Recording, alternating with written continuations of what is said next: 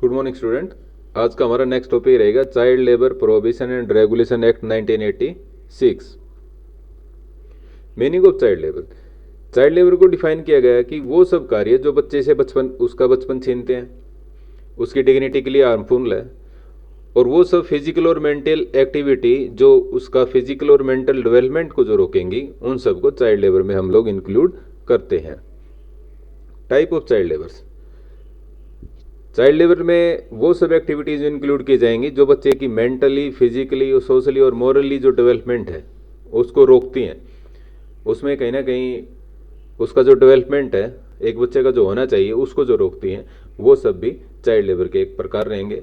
दूसरा, वो सब कार्य वो जो किसी बच्चे को स्कूल जाने की जो उसकी अपॉर्चुनिटी है उसमें कहीं ना कहीं बाधा है, या किसी बच्चे को स्कूल छोड़ने के लिए, परमानेंटली स्कूल छोड़ने के लिए मजबूर करें, वो सब की भी, या फिर इस तरह के वो काम जो स्कूल अटेंडेंस के साथ उसको एक काफ़ी लंबे टाइम के लिए और हैवी वर्क करने के लिए जो मजबूर करें, वो सब चाइल्ड लेबर के फॉर्म होंगे। थर्ड है worst form of child labour. Child labour का जो सबसे बुरा तरीका है उसमें वो है कि बच्चे को बचपन से एक बंधुआ मजदूर बना देते हैं। दूसरा, फिर वो उन बच्चों को उनके पेरेंट्स से अलग करना। हर बच्चे का राइट है कि अपने माँ बाप के साथ हो रहे, लेकिन इस तरह की कुछ मजबूरियां हैं कि बच्चों को अपने माँ बाप छोड़ने पड़ेंगे। या फिर इस तरह के कुछ काम हैं जो जहाँ पे खतरनाक हैं, पहले से ही काम खतरनाक है। दूसरा, फिर जिनमें बीमार होने के चांसेस ज़्यादा हैं। या फिर बच्चों को बड़े शहरों की सड़कों पर भीख मांगने के लिए छोड़ देना। जो स्ट्रीट बैगर्स हैं उनके भी गैंग है अपने देश में। वो छोटे छोटे बच्चों को किडनैप करते हैं या पेरेंट्स से लेके ज़बरदस्ती आते हैं कि इतने पैसे आपको हर मंथली मिलेंगे, ये बच्चा हमें बेगिंग के लिए चाहिए। इस तरह के काम हमारे देश में है, पूरी दुनिया में ही है। Worst form of child labour. Article 3 of international labour organisation convention number 182, इसमें ये डिफाइन किया गया था जितनी भी स्लेवरी की फॉर्म है, किसी एक रूप में या किसी दूसरी प्रकार की जो भी स्लेवरी है, वो सब इसमें इंक्लूड होती हैं। जैसे सेल, बच्चों की सेल परचेज भी है। ट्रैफिकिंग ऑफ चिल्ड्रन, बच्चों को उठाना फिर उनको कहीं आगे जाके बेच के आना। डेप्ट बॉन्डेज, जो रूरल इंडिया है उसमें और अर्बन में भी है कि पेरेंट्स ने कुछ कर्ज लिए थे, कर्ज वो उतार नहीं पाए, तो कर्ज उतारने के लिए बच्चे वहाँ पे गिरवी रखेंगे, वो रखते हैं, उन्हें अपना घरेलू काम करवाते हैं जब तक कि कर्ज पूरा नहीं हो जाएगा, उसको वो रखेंगे वहाँ पे। उसके बाद फोर्स और कंपल्सरी लेबर है, जो मैंडेटरी लेबर्स हैं वो सब भी इसके अंदर आती हैं। और recruitment of children for use in armoured conflict. Armoured conflict वो सिचुएशन है जहाँ पे स्टेट में सिविल वार चलती है। अफगानिस्तान, सीरिया, लेबनान और कुछ पहले तक श्रीलंका में चलती थी। एलटीटी था एक गुट वहाँ पे।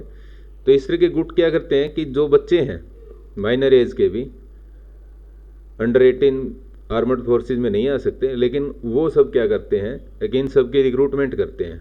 हालांकि हार्मफुल है, इतने हैवी वेपन और गोला बारूद का उनको सामना भी करना पड़ेगा, जब गोलियां चलेंगी तो सबको ही लगनी है। तो वो सब सबसे बुरे तरीके हैं चाइल्ड लेबर के। उसके बाद एक और ज़्यादा हीनियस क्राइम आता है अपना प्रोस्टिट्यूशन का। माइनर बच्चों को प्रोस्टिट्यूशन में ज़बरदस्ती धकेलना, ठीक है। या फिर उनकी चाइल्ड पोर्नोग्राफीज़ है, मूवीज़ बनाई जाती हैं इस तरह की, वो सब भी सबसे वर्स्ट फॉर्म माना गया। उसमें क्या है कि बच्चे का मेंटल, फिजिकल, साइकोलॉजिकल हर तरह से एक्सप्लॉयटेशन होता है। तो ये सबसे वर्स्ट फॉर्म है। और उसके बाद आती हैं इलिसिट एक्टिविटीज़। इलिसिट एक्टिविटीज़ में कौन सी आती हैं अपनी? ड्रग ट्रैफिकिंग की। कुछ अपने स्टेट के पार्ट हैं जहाँ पे अफीम की, चरस, गांजा, शराब की, इन सब की तस्करी होती है। तो उस तस्करी में बच्चों को इन्वॉल्व किया जाता है, क्योंकि छोटे बच्चों पे पुलिस भी शक नहीं करती और जितनी भी एनफोर्समेंट एजेंसीज़ हैं वो उनके ऊपर ज़्यादा शक नहीं करती। तो उन बच्चों को इस तरह की सप्लाई की एक्टिविटीज़ में भी इन्वॉल्व किया जाता है, वो सबसे खतरनाक है। और इसके अलावा वो सब एक्टिविटीज़ जो बच्चों की हेल्थ, सेफ्टी और मॉरल वैल्यूज़ हैं, उन सब के ऊपर जिनका एडवर्स इफेक्ट रहता है, नॉर्मली उन सब को इस सब के अंदर कवर हम लोग करते हैं। Hazardous child labour. Article 3 of ILO recommendation number 190। Work which expose children to physical, psychological और सेक्सुअल अब्यूज़, जहाँ पे उनका फिजिकली, साइकोलॉजिकली और अब्यूज़ होगा, वो सब वर्क। उसके बाद आते हैं जो अंडरग्राउंड वर्क हैं। अंडरग्राउंड वर्क्स कौन से हैं? अपने जो माइंस हैं, कोल माइंस हैं, इस तरह की जो माइंस हैं पहाड़ों में, उन सब के अंडर काम करना।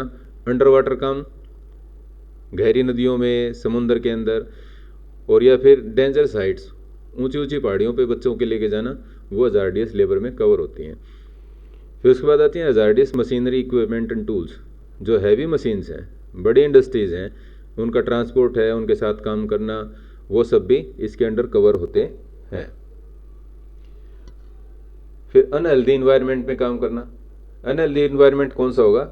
जो बड़ी इंडस्ट्री हैं जहाँ पे टेम्परेचर बहुत हाई होगा, नॉइज़ लेवल बहुत ज़्यादा हाई होगा, या जो वाइब्रेशंस हैं मशीन्स की, उनका एडवर्स इम्पैक्ट रहेगा हेल्थ पे। बड़े लोग हो सकता है उनको टॉलरेट कर पाएँ, लेकिन माइनर बच्चे उनको नहीं कर पाते। उनके एडवर्स इफेक्ट इस तरह के हैं कि बच्चा या तो मेंटली रिटायर्ड हो जाएगा, या इस तरह की कुछ डिसीज़ लग जाएंगे उसको साइकोलॉजिकली, कि वो बच्चा ग्रोथ नहीं कर पाएगा। फिर उसके बाद आते हैं अपने नाइट्स जॉब्स हैं, जो बच्चे को नॉर्मल कंडीशन में क्या है कि हम मॉर्निंग में या डे आवर में ही काम पे ले सकते हैं, लेकिन रात को जो वर्किंग आवर है, अगर वो कोई एम्प्लॉयर करवाएगा, वो सब हार्ड लेबर में आएंगी। International convention of child right 1959 में फर्स्ट कन्वेंशन हुई थी। इसके अंदर क्या था कि जो इनके रूल थे उसमें क्या था कि हर बच्चे को अपने नॉर्मल डेवलपमेंट के लिए जितनी भी एसेंशियल कंडीशंस हैं, बेनिफिट्स हैं या इन्वायरमेंट है, वो हर बच्चे को मिलना चाहिए। अगर कोई बच्चा भूखा मिलता है, बीमार मिलता है, तो ये स्टेट की रिस्पॉन्सिबिलिटी है कि उसको पहले खाना खिलाएं, उसका इलाज कराएं। अगर बच्चा हेल्पलेस है तो उसकी हेल्प करें।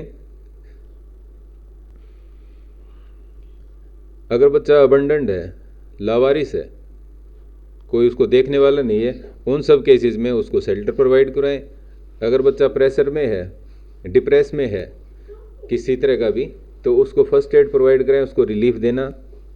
ये कुछ थे उसमें प्रोविजंस जो हर स्टेट को अपने करना था, और हर स्टेट की रिस्पॉन्सिबिलिटी है कि अपने जो भी माइनर चाइल्ड्स हैं उनको हर तरह के एक्सप्लॉयटेशन से उनको बचाएं, और इतना कुछ उनको बेनिफिट दें कि वो अपनी लिवलीहुड चला सकें। उसके बाद नेक्स्ट आती है अपनी international convention of right of child 1989। ये एक तरह का जो ह्यूमन राइट ट्रीटी है चिल्ड्रंस के लिए, उससे रिलेटेड थी, और इसके अंदर हर चिल्ड्रन को सिविल, पॉलिटिकल, सोशल और हेल्थ एंड कल्चरल राइट के रिगार्डिंग ये था। इस कन्वेंशन का ये था कि हर स्टेट को ये जो बेसिक राइट है, जो पहले बड़े लोगों को मिलते थे, अब ये माइनर को भी मिलेंगे। हर बच्चे का ये राइट है और स्टेट उनको प्रोवाइड करवाएगी। फिर उसके बाद क्या आता है इसमें जो पेरेंट्स हैं, पेरेंट्स की रिस्पॉन्सिबिलिटी भी दी गई है कि वो अपने बच्चे का जो ओवरऑल डेवलपमेंट है उसके लिए वो रिस्पॉन्सिबल लेंगे, उसकी केयर करेंगे। हालांकि जो यूरोपियन कंट्रीज़ हैं उनमें ऐसा अभी भी है कि अगर पेरेंट्स अपने बच्चे की केयर नहीं कर पाते तो उसके बाद स्टेट की रिस्पॉन्सिबिलिटी है कि स्टेट उन बच्चों को लेके जाती है, पेरेंट्स से अलग करती है। यूरोप में और अमेरिका में ऐसा ही है। अगर 14 साल से नीचे के बच्चे की उम्र है और पेरेंट्स उसकी केयर नहीं कर पाते तो स्टेट उनको, जो स्टेट के शेल्टर हैं उनके अंदर ले जाती है, पेरेंट्स से उनको अलग करती है, वो टेक केयर करते हैं। और पेरेंट्स अपने बच्चों को डांट भी नहीं सकते, पीट भी नहीं सकते, और बेसिक नेसेसिटी उनको देना उनकी रिस्पॉन्सिबिलिटी है। लेकिन हमारा देश बहुत बड़ा है अभी तक, तो इसमें ये प्रोविज़न पूरे अभी तक इम्प्लीमेंट नहीं हो पाए हैं। फिर उसके बाद कुछ कन्वेंशन है, और जो बच्चों का एक्सप्लॉयटेशन है उसको भी हर लेवल पे रोकना स्टेट की और पेरेंट्स की रिस्पॉन्सिबिलिटी है। उसके बाद आता है अपना constitution of India. Constitution of India के अंडर भी कुछ बच्चों के बेसिक राइट दिए गए हैं। उसमें आर्टिकल 21A है जो कंपलसरी एजुकेशन का है। एलिमेंट्री एजुकेशन देना स्टेट का रिस्पॉन्सिबिलिटी है। एलिमेंट्री एजुकेशन 8th क्लास तक मानी गई है आज के टाइम में, कि 8th क्लास तक के बच्चे को स्टेट की रिस्पॉन्सिबिलिटी बनती है कि उसको मिनिमम बेसिक एजुकेशन वो प्रोवाइड करवाएं। उसके बाद आता है आर्टिकल 24। आर्टिकल 24 में ये प्रोविज़न है कि जो 14 साल से नीचे के उम्र के बच्चे हैं उन सबको किसी तरह के हज़ार्डियस एम्प्लॉयमेंट में नहीं लगाया जा सकता, प्रोहिबिट किया गया है ये आर्टिकल 24 के अंदर। फिर उसके बाद आता है आर्टिकल 39E, बच्चों से किसी तरह का भी फोर्स एम्प्लॉयमेंट नहीं करवा सकते, और जो काम उनकी एज और एबिलिटी के अकॉर्डिंग नहीं हो तो उन सब से वहाँ पे स्टेट की रिस्पॉन्सिबिलिटी है कि वो टेक केयर करे, उनसे फोर्स लेबर नहीं हो सकती, उनसे वो ज़बरदस्ती कोई काम नहीं करवाए जा सकते हैं। 39F आता है उसके बाद। 39 क्या है कि इक्वल अपॉर्चुनिटी देना है। स्टेट की रिस्पॉन्सिबिलिटी है कि हर बच्चे को इक्वल अपॉर्चुनिटी दें, फ्रीडम दें, डिग्निटी को प्रोटेक्ट करें बच्चे की। इक्वल अपॉर्चुनिटी कौन सी आएंगी बच्चों की? एजुकेशन की, स्पोर्ट्स की, इस तरह की जो एक्टिविटीज़ हैं उनमें इक्वल अपॉर्चुनिटी देना उनका काम है। उसके बाद आर्टिकल 45 आता है। आर्टिकल 45 कहता है कि जो स्टेट की रिस्पॉन्सिबिलिटी है वो ये है कि बच्चों की अर्ली चाइल्डहुड केयर करें, उनके एजुकेशन का ध्यान रखें। 6 साल से नीचे के बच्चे के हैं जो अपने, उन सब के रिगार्डिंग ये है कि 6 के बाद तो बच्चे स्कूल जाना शुरू हो जाते हैं, तो 6 साल तक के जो बच्चे हैं उसमें अपनी ये डे केयर सेंटर हैं, क्रैचेज़ हैं, आंगनबाड़ी खोली गई हैं, और जो माइनर बच्चे हैं स्टेट कुछ उन बच्चों को, पेरेंट्स को डाइट फूड भी प्रोवाइड कराने लगे हैं आज के टाइम में, ताकि बच्चों की हेल्थ बनी रहे। और बच्चों के जितने भी टीकाकरण के काम हैं, डीपीटी, पोलियो, जो वैक्सीनेशन जितना भी है वो सब आर्टिकल 45 के अंडर स्टेट की रिस्पॉन्सिबिलिटी है, इसलिए वो सब दिए गए हैं। इसके बाद अपना एक जो मेन लॉज बना था, child labour provision and regulation act 1986, इसके कुछ प्रोविज़न है। इसके जो बेसिक जो प्रोविज़न है उसमें क्या है कि कुछ बच्चे जो 14 साल की उम्र के नीचे हैं तो उनको किन किन ऑक्यूपेशन में नहीं लगाया जा सकता, जो प्रोहिबिट किए गए थे वो ये हैं। ट्रांसपोर्ट है जो अपनी पैसेंजर गुड्स और रेलवे से जो भी मेल होनी है उन सब में, और जो पैकिंग का काम है, क्लीनिंग का काम है रेलवे प्रीमिसेस में, उनमें नहीं लगा सकते। और इस तरह के जो हार्मफुल एक्टिविटीज़ हैं जो उनमें इनको प्रोहिबिट स्पेसिफिक किया गया है। रेलवे स्टेशन में जो कंस्ट्रक्शन का काम है उन सब में उनको नहीं लगा सकते। तो इस तरह के कुछ काम है, स्लास्टर हाउस है, उन सब में इनकी एम्प्लॉयमेंट नहीं हो सकती है। कुछ है प्रोसेस, वो प्रोसेस जिनमें प्रोहिबिट किया गया है, अंडर 14 ईयर के जो बच्चे हैं वो जब वहाँ पे जॉब नहीं कर सकते। वो प्रोसेसिंग कौन सा है? बीड़ी बनाने का, कारपेट वीविंग का, सीमेंट की बैगिंग का है, क्लॉथ प्रिंटिंग, डाइंग, वीविंग, इस तरह के जो काम है, मशीनें बनाना, फायर वर्क्स हैं, और माइका कटिंग का जो काम है, उन सब में इन सब बच्चों को ये प्रोसेस का काम है, इनमें सब में प्रोहिबिट किया गया है। फिर उसके बाद आते हैं अपने ये कुछ वूल क्लीनिंग का काम है, जहाँ पे भी ये केमिकल्स यूज होते हैं नॉर्मली, उन सब को प्रोहिबिट किया गया है। और इलेक्ट्रॉनिक इंडस्ट्रीज़ हैं, इन सब में भी प्रोहिबिट किया गया है, इन सब को लगाया नहीं जा सकता बच्चों को। Regulation of conditions of work of children, ये कुछ रेगुलेशन है इसके under. Hours and period of work, अगर किसी बच्चे को 14 साल से नीचे जिसकी उम्र है उसको अगर जॉब दी गई है तो एम्प्लॉयर उसको 6 घंटे से ज़्यादा उससे एक दिन में काम नहीं करवा सकता। और दूसरा, जो 6 घंटे का काम है उसके अंदर 1 घंटे का इंटरवल भी इंक्लूड है, यानी कि 5 घंटे बच्चे को काम करना है और 1 घंटे का उसके अंदर रेस्ट है। और वर्किंग आवर उसमें फिक्स किए गए हैं, सुबह 7 बजे से लेकर शाम को 8 बजे तक है। ठीक है, इससे ज़्यादा कोई एम्प्लॉयर बच्चे को परमिट नहीं करेगा काम करने के लिए, ना तो उसको ओवर टाइम के लिए करेगा, और इससे ज़्यादा काम वो उससे करवा भी नहीं सकते, और सैलरी उनकी जो बनेगी वो उनको पे करनी पड़ेगी। वीकली हॉलीडे, महीने में एक हॉलीडे भी उनको देना पड़ेगा, वो किसी भी दिन का फिक्स हो सकता है, वो एम्प्लॉयर पर डिपेंड करता है। फिर उसके बाद एक रजिस्टर मेंटेन करना पड़ेगा एम्प्लॉयर को। रजिस्टर में क्या लिखेंगे? वो डेट ऑफ बर्थ क्या है बच्चे की, ठीक है, कितने आवर्स उसने काम किया, हफ्ते में कितना किया, पर डे कितना किया, ये सारा रिकॉर्ड एम्प्लॉयर की रिस्पॉन्सिबिलिटी बनती है उसको वो एम्प्लॉय मेंटेन करे। और जो एम्प्लॉयमेंट की नेचर है, बच्चे से कौन सा काम लिया गया, वो सब इसके अंदर उनको मेंटेन करना पड़ेगा। Health and safety, health and safety के जो रूल रेगुलेशन इस एक्ट के अंडर दिए गए हैं वो सब भी मेंटेन करने पड़ेंगे, वो एम्प्लॉयर की रिस्पॉन्सिबिलिटी है।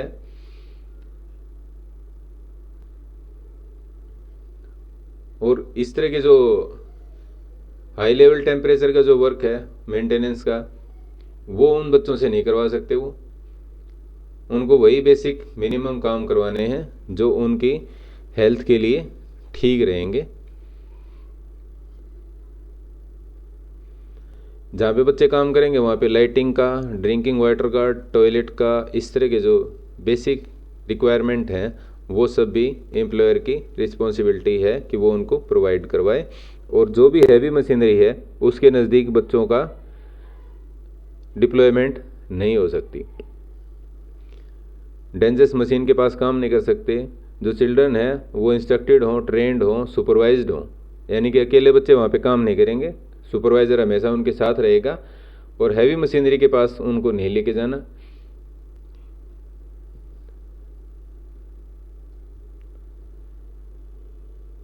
जो भी बिल्डिंग है उसकी प्रॉपर मेंटेनेंस हो, फायर वर्क्स हैं उनसे रिलेटेड जितना काम है उनमें प्रिकॉशन मेजर जो हैं वो उनको मेंटेन करने हैं। और जो एक्सप्लोसिव्स हैं उनके साथ बच्चों को एक्सपोज नहीं करना, उस एरिया में बच्चों को परमिट नहीं करना कि वो वहाँ जाएं।